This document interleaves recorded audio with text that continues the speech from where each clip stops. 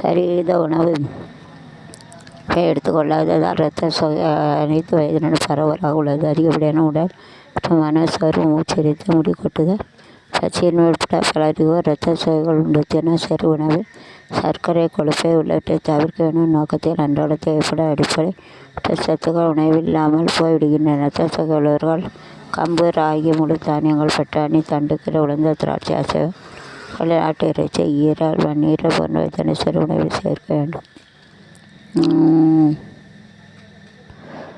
இரும்பு சத்து உள்ளவர்களோடு vitamin C உள்ள நெல்லிக்காய், எலுமிச்சை, ஆரஞ்சு போன்ற சாப்பிடும்போது இரும்பு சத்து முழுமையாக கிரகிக்க உதவும்.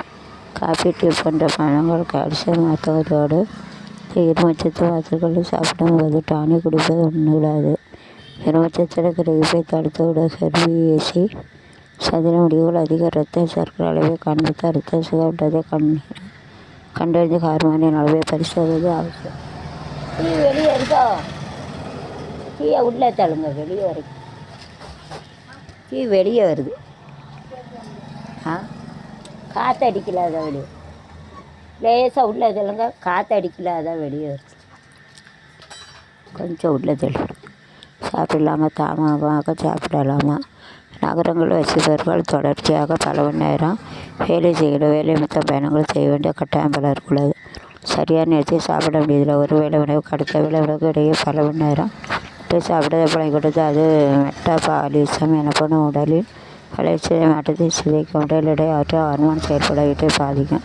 சாப்பிட்ட உணர்ந்து பெறப்பட்ட கலோரியுடன் வளர்ச்சியை மாற்றும் போது ஏற்படுகிறது. அதிக செலுத்தும் மெட்டபாலிசம் தன்னிச்சையாக செய்ய முடியாது. சாப்பிட்ட உணவு எந்த நேரமும் எரிக்க வேண்டும்.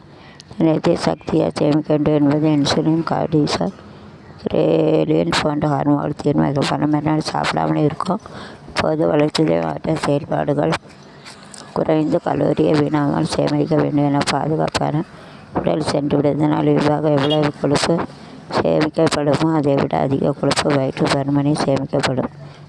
நகர்ப்புறங்களில் பலரும் காலை உணவை தவிர்த்து மாலையில் அதிக கலோரி உள்ள உணவை சாப்பிடுகின்ற ஆய்வுகள் கூறுகின்றன. உடல் உழைப்பு இல்லாது சேர்ந்து சீரான வளர்ச்சி மாற்ற நோய்களை, உடல் பருமன், டைப் 2 சர்க்கரை நோய், கல்லீரல் கொழுப்பு போன்ற பாதிப்புகளை ஏற்படுத்தி உணவுக்கு இடையே அதிக இடைவெளி விடும்போது இரத்த சர்க்கரை அளவு குறைந்து மன அழுத்தத்தை உண்டாக்கும். கார்டிசோல் ஹார்மோன் அளவில் சுரக்கிறது. இதனால் ஏற்படாத பசி உணர்வு அதிகரித்து அதற்கு அதிகான நிர்பந்தம் ஏற்படுகிறது. இதில் இன்சுலின் சரியான முறையில் பயன்படுத்தும் திறன் குறைந்து சர்க்கரை நோய் ஏற்படும் அபாயத்தை அதிகரிக்கிறது.